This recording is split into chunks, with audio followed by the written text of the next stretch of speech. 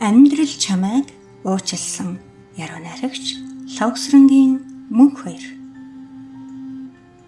Аавыг минь аваад одоход жам гэж ойлгож, ам тэмцэн шаналхад эдгэнэ гэж тайтгаруулж, атгсан гарыг нь тавилгүй шүнжин хажууд нь сууж, амьсгал хураах тэрэлмчиг нулимсан залгиж уучлсан.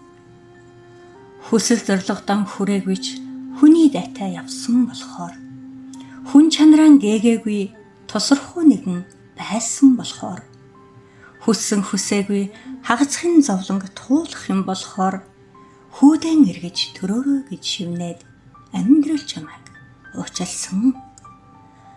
Бодлыг минь сонсож хүслийг минь биелүүлж, богинохон ч гэсэн жаргалтай амьдралыг хайрласанд, борхон зүрхэндээ гунгийг тэн хоцрохтон болох л байсан тавилан гэж амьдрал чамайг уучлсан.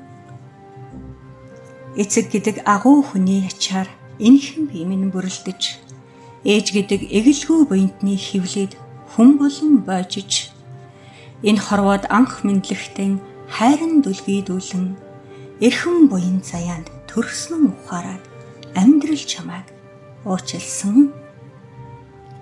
Ядарч туйлдсан үедээ ирээдүйгийн бодон тэмцэж, ядруухан явах болгондоо ихийг мөрөөдөн тэмүүлж, ялагч нь амьдрал биш би өөрөө юм болохоор яахын аргагүй амьдрал чамайг уучлсан.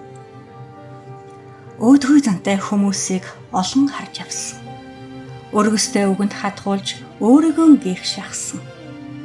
Өрөөлийг өөрийгөө ч таних уучлсан. Өөлж өргөлцөхгүйгээр амьдрал чамайг уучлсан.